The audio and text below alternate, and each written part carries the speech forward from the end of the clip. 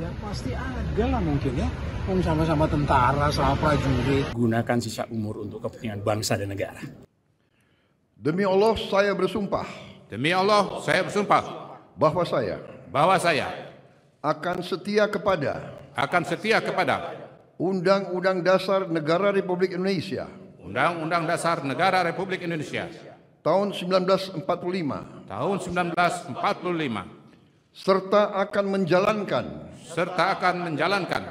segala peraturan perundang-undangan dengan seluruh-luruhnya demi dharma bakti saya kepada bangsa dan negara, bahwa saya dalam menjalankan tugas jabatan akan menjunjung tinggi etika jabatan, bekerja dengan sebaik-baiknya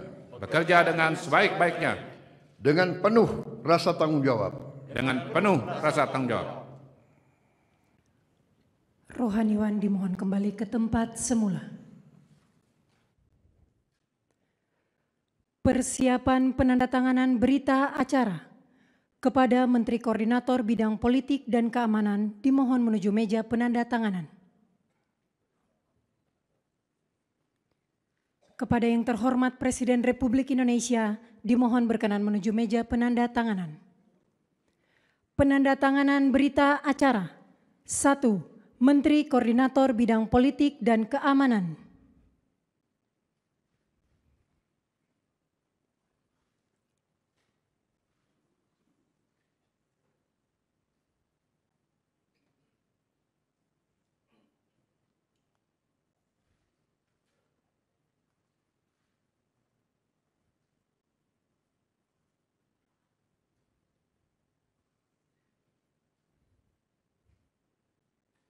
Saya tahu kita sudah berusia sekian, sisa umur itu kita manfaatkan sebaik-baiknya untuk kepentingan bangsa dan negara. Itu yang disepakati pada saya.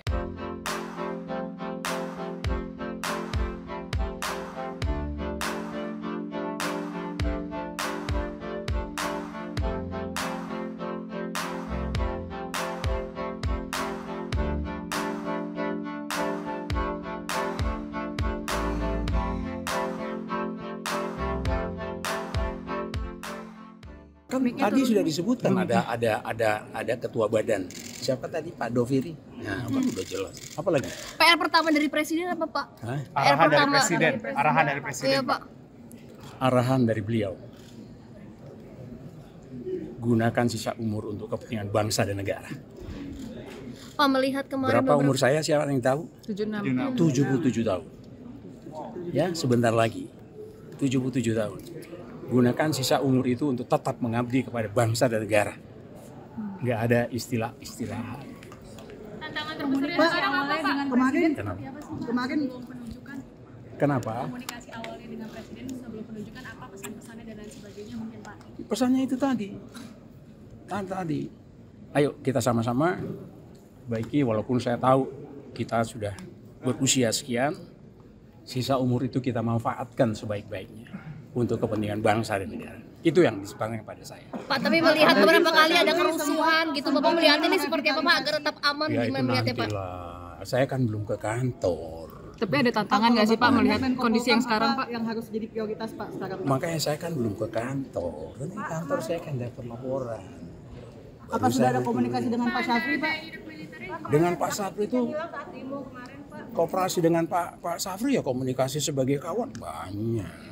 Kalau sebagai Menko Polhukam pasca demo ricu itu yang ada kemarin, jadi concern juga di Bapak. Kenapa? Penanganan pasca demo ricu kemarin itu juga jadi concern untuk Bapak atau penugasan dari Pak Prabowo? Sementara beliau mengatakan seperti itu, nanti tinggal saya menjabarkannya setelah saya mendapatkan informasi yang lengkap dari kantor Menko Polhukam. Koordinasi polisi. Berarti ini langsung sertijab Masih ada orang bilang setelah demo Saya nanti ke sana. hari ini ya Pak, langsung Iya, sertijab. langsung ke sana. Bukan sertijab lah, beliau kan ad interim ya. Jadi ya tadi udah bicara gitu. Ada prioritas untuk mencari Pak? Koordinasi polisi dan TNI sendiri nanti apakah memang harus diperbaiki ke depannya, Pak? Itu yang saya bilang, saya lihat tuh kalau kalau perbaikan terus menerus lah ya, masa hanya satu event. Pak, terkait Kami yang jelas memerlukan dukungan semua, pertama dari kalian untuk kepentingan ke depan kita. Ya, Pak Prabowo. kita harus bersatu, nggak ada lagi cerita lain. Kalau kita ingin menjadi bangsa yang baik, mari kita bersatu bersama-sama untuk menghadapi bangsa ke depan. Pak, terkait reformasi Polri, Pak, ini apakah arahnya akan pergantian Kapolri atau seperti apa, Pak? Wah, belum tahu. Kok tanya saya, tanya presiden lah itu. Tapi ada komunikasi mungkin, Pak? Dihubungi presiden sejak nanti kapan, lain Pak? kali lagi kita tambah setelah saya konsolidasi di kantor. Oke, Pak. Dihubungi Audionya hari ini saya bertemu dengan semua para anggota yang ada di Kemenko. Titik berat yang kami bicarakan, kami dapat saya laporan adalah masalah-masalah berkaitan dengan militer. Walaupun itu ada juga sedikit sehingga di luar yang saya akan bicarakan lagi pada hari berikutnya dengan para penjabat di Kemenko ini. Itu yang kami lakukan. Jadi kalau tadi agak lama mungkin kalian menunggu, ya karena itu, karena banyak hal-hal yang kita bacakan, masalah yang ke dalam. Saya kira itu. Langkah terdekat mungkin selama nanti Bapak bertugas nih akan seperti apa, Pak, program terdekatnya? Saya kira program tidak akan lepas dari program yang sudah ada. Saya tidak mungkin membuat program sendiri karena program itu sudah ada. Itu yang tinggal langkahnya ke depan. Program itu justru lebih banyak ada ke dalamnya sebagian. Jika kira-kira antara 50% lah dengan yang keluar. Tergantung nanti bagaimana situasi yang akan kita berkembang di depan, yang akan datang.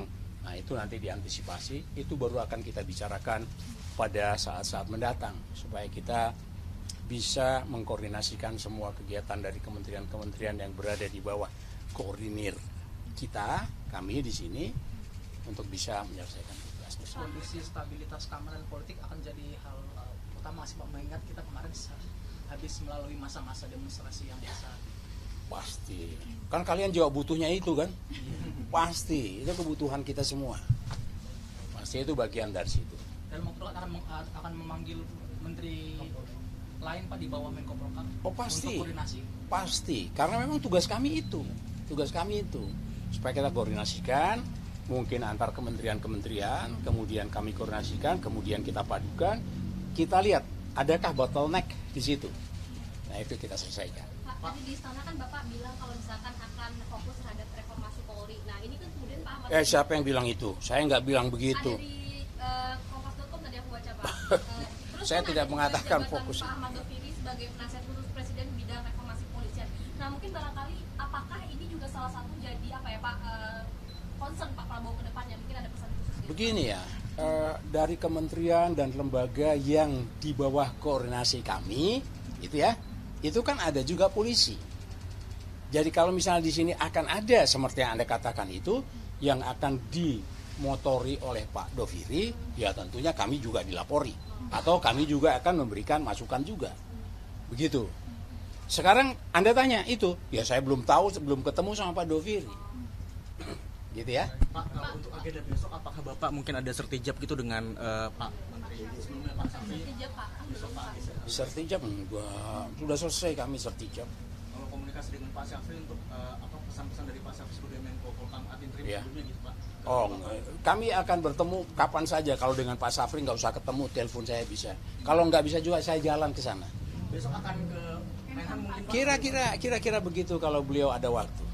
Ya, saya lihat nanti sedang koordinasikan lihat waktunya. Pak Menko, mungkin Bapak bisa menceritakan awal mula Bapak akhirnya terpilih menjadi pembantu presiden tuh gimana sih Pak? Di teleponnya gimana? Mungkin cerita balik Pak.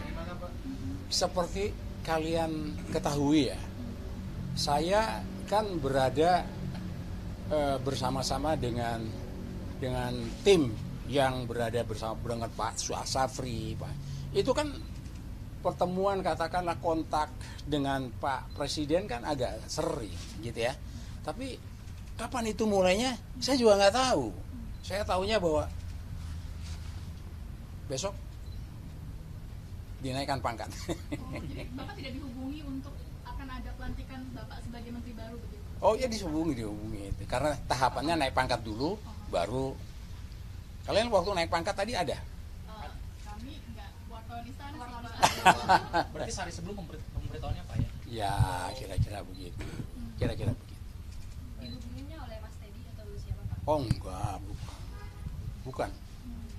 Masa saya harus ceritakan soal Pak, des yang ada di Menko Polhukam akan dilanjutkan nggak Pak? Karena banyak des itu diantara yang kita bicarakan, kami bicarakan ya, dari sekian berapa, ada 6 des gitu ya. Itu kita bicarakan, kita coba. Mungkin salah satu yang kita bicarakan adalah masalah ke dalam, itu adalah penghitungan. Apakah akan ini efektif atau kurang efektif atau perlu diperkuat? Nah itu nanti. Terus evaluasi des tadi Pak. Ya, kira-kira begitu. Pak Menko, waktu pas Pak Syafri berbicara di sini, salah satu yang disampaikan adalah akan melakukan revitalisasi organisasi di Kemenko Polhukam, Pak. Itu akan Bapak implementasikan sebagai Menko Polhukam definitif sekarang, Pak? Ya, merevitalisasi kan harus. Masa enggak? Kita harus revitalisasi terus, kita tingkatkan lagi terus. Tidak berhenti itu. Itu ada organisasi yang dilebur atau bagaimana? Enggak ada. Oh, jadi nggak ada yang diubah sama sekali di bawah kepemimpinan Bapak? Sampai sekarang belum. Pak, izin penegasan, berarti tadi hari ini Bapak rapat, hari pertama Bapak ini diisi dengan rapat internal gitu ya Pak, langsung di Ya, betul. Ya, dengan siapa aja Pak mungkin Pak dari Pak? Ya semua, di sini deputi ada berapa tuh, 5 orang deputi dan yang lain-lain. Itu. Oke? Oke ya. Terima kasih ya. Selamat bertugas. Mohon maaf kalian menunggu malam ya. Aman-aman Pak. Pak, mudah-mudahan dengan media bisa lebih sering ngobrol ya Pak. Ceritain dong sejarah dipilih jadi Menko Polhukam itu dihubunginnya kapan? Terus dikasih tahu nggak pertimbangannya apa? Atau karena ada... Gimana sih kalau pertimbangannya tanya Pak Presiden lah. Tapi Bapak ada kedekatan sama Presiden ya Pak ya? Ya pasti ada lah mungkin ya. Kan sama-sama tentara, sama prajurit. Pasti ada. Alasan Bapak menerima penunjukan jadi ini apa Pak Menko? Apa? Alasan Bapak menerima mungkin apa Pak? Enggak. Alasan tadi saya katakan tadi. Sudah di sana. Oke, makasih Pak. Makasih Pak.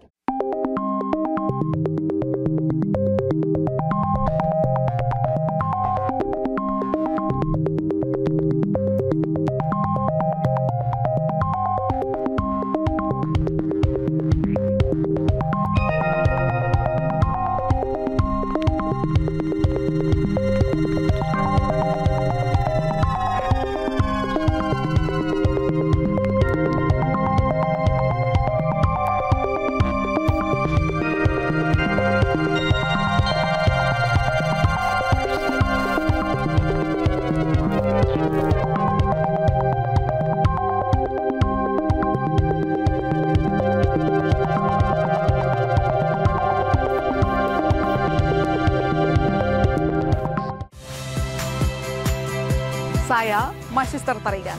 Saksikan program-program Kompas TV melalui siaran digital, pay TV, dan media streaming lainnya. Kompas TV, independen, terpercaya.